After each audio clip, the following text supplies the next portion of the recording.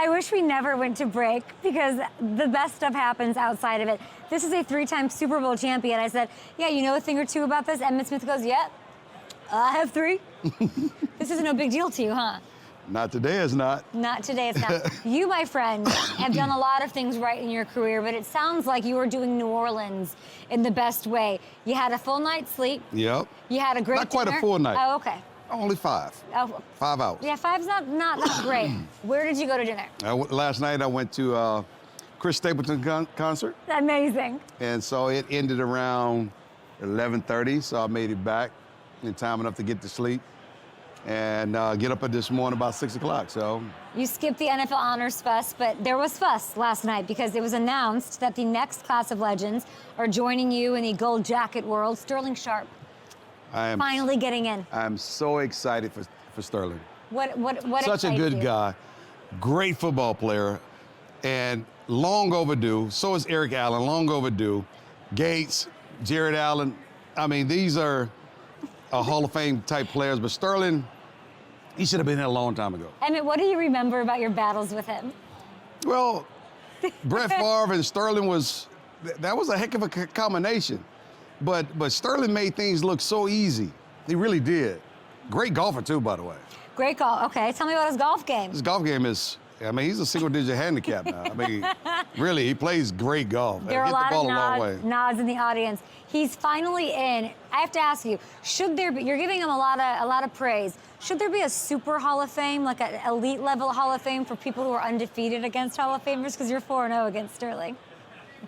That wouldn't be a bad idea.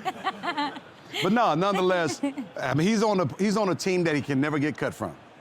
And he's in a place where he's going to be immortalized forever, along with his brother Shannon, right where they both deserve to be. Mm-hmm.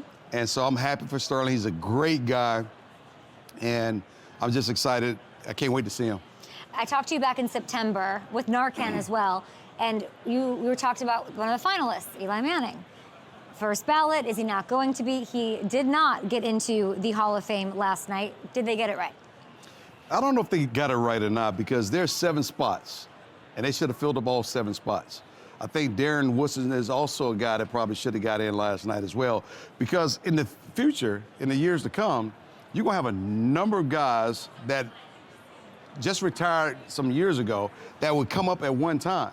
And now you're going to claim you don't have enough space. So it's time to create the space and take advantage of that space when you have an opportunity to do so. Do you inject yourself in these conversations? Are you on? No, they don't want my opinion because I'm too opinionated about a lot of different things, and they don't want to hear what I would perceive to be the truth. I think it makes sense if you got 7 spots, and if you want to cut it down to 4, that's fine. But if you got 7 spots, you have to be consistent about how you're voting, who you're voting for, and who needs to get in and when they need to get in, and take advantage of it. We'll see if he gets in. Of course, he'll be a Hall of Famer, but we just don't know when. Eli Manning, I'll make it in. But I like that. He should be in too. He's the only guy to beat Tom Brady, you know. And that should matter. That matters a lot. Because why? Because it's like you can't tell you beat the greatest to ever do it twice. You beat the greatest that ever did it twice. And you're That's all you have to say. That's all you have to say. That's all you have to say. Yeah. That's a great point. Guys, you should be involved in these conversations. I wish you'd inject yourself more. Who else could say that? No one. What other team can say that they beat Tom Brady in the Super Bowl? No, none. Not twice. How many times has he been there? I mean, so does Nick Foles deserve to be a Hall of Famer because he won one? That's just one. So Nick Foles, if Nick Foles won 2 Super Bowls over Tom Brady, he should be a Hall of Famer? That's just one. Yeah. But Nick Foles has not had the kind of career that Eli Manning has had. And an impact on the game. And an impact on the game either. So I understand the logic, but Eli Manning has had an impact on the game too. I love that you're taking up for him. He'll get there eventually. Josh Allen might be a Hall of Famer. He won MVP last night. Lamar second in votes. Saquon finishes third. Not one first place vote. If a running back, go ahead. The problem with that is they voted probably way too soon. If they voted at the end of the season, Saquon was right there at 2,000 yards, and he should have been there anyway, all because he rushed for 2,000 yards. See, to me, I think the league is so shady in terms of how they want to promote and who they want to promote. Okay. And I think they're promoting guys that are in the quarterback position because they want this to be a quarterback league. it's not just necessarily a quarterback league without having a running game like Saquon Barkley or doing what Saquon Barkley did. Here's the thing also that upsets me. You devalue our position. And when your quarterback is not playing his best, you turn to us to bring the value back to the team and stabilize the whole offense. And when he does it the way Saquon has done it for the Eagles this year, because Jalen had some struggles too, mainly because some of the players was in and out. The continuity wasn't there. So what did they do? They turned and handed it to Saquon, and what he does, he put the team on his back, the whole city of Philadelphia on his back, and run them into the playoffs. Most valuable player. So if not Saquon in 2024, what running back ever? Ever? Do you think it's ever going to happen again? Like if Saquon didn't get it this year, didn't even get a first place vote, no. Do you think any running back will ever get the MVP ever again? Yeah, when the league changes its mind in terms of valuing everybody versus valuing a certain position. And that's on the league. Mm-hmm. That's just how they promote the game. Back in 1993, you win MVP. Right. Do you think maybe Saquon should sit out a couple games and show his value? No. No, he knows You got his it value. after missing some, I mean, what that team did not look like without you putting them on your back versus what you did when you were there. We're talking a different scenario. Yeah. We're not talking apples to apples. We're talking apples to oranges. I didn't have a contract. I didn't have a job. Yeah. Saquon has a job. So for him to sit out, he will be reneging on his job commitment. Understood. And that's not him. Do you have a job now? I know you're working with Narcan. Do you have a job, a day-to-day? What do you got? I got a day-to-day job. Do you? Yes. What? I don't know. I'm a business owner. You're a business owner. Sure. I'm an entrepreneur. You dabble. Yeah. Let me throw something at you. You told Us Weekly, you didn't tell me this.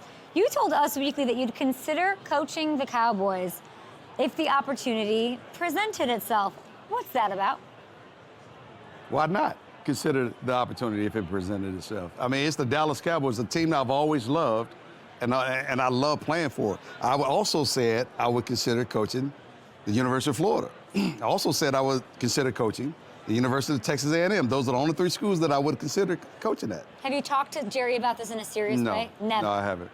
Would you, if he called you, you'd be interested? Oh, I'd sit down and talk to him. Yeah. Sure. The name sure. Brian Schottenheimer, is that an inspiring name to Emmitt Smith? Not to me, it's not. Tell me more about that. This is not an inspiring name. I mean, I understand the concept of hiring from within. I get that piece because you don't have to change a whole lot of things. The question I have is, where's the commitment to what is it that the Cowboys want to become, and how soon can we get to that commitment? What is the vision that Schottenheimer has for the Dallas Cowboys football team? And perhaps how does that vision lines itself up with the Dallas Cowboys marketing and organizational team? Mm-hmm. If those two things can align, what does that look like? And do we have the players to go along with the schemes that they want to deploy? If we do, then great, we don't have to change a whole lot. But if we don't, we're gonna have to change quite a bit. That means draft choices. Who do we pick? Why are we picking them? Do we pick someone in the first round, or do we trade back and get more picks so we can get more quality players so we can expedite the growth and the return or the resurgence of the Dallas Cowboys? Those are some of the things that has to be answered. I mean, I just cannot answer this question just simply. It takes a lot of layers here that you have to go Sounds like Deion would be a good answer to some of those questions. Who? Deion Sanders might have been. Might have been. Might have been. Did you hear what he said? Huh? Did you hear what Deion said? No, what did he say? Deion said that he wouldn't have been, I know that you wanted him to be the coach. Let me look at the exact quote here. I have it right here. Deion said that he couldn't coach in the NFL because of how old school his practices would be. What do you think of that? I agree. I agree 100%.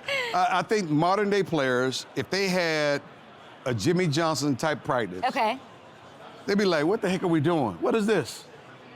What about Saquon? You think he couldn't handle a Jimmy Johnson practice?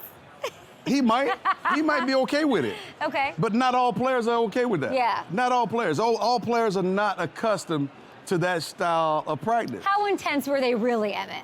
Really? Yes. Really?